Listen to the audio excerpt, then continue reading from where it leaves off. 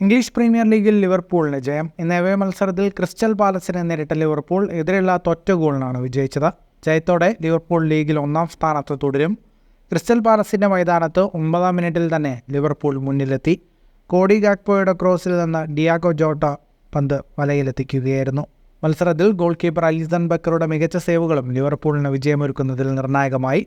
മത്സരത്തിൻ്റെ കണക്കുകളിലേക്ക് വന്നാൽ 69% ball position ലിവർപൂളിനായിരുന്നു. 16 ഷോട്ടുകളാണ് Liverpool ആകെ തൊടുത്തത്. 4 ഷോട്ട് ഓൺ ടാർഗറ്റ്. 632 പാസുകൾ 85% കൃത്യതയോടെ ലിവർപൂൾ പൂർത്തിയാക്കി.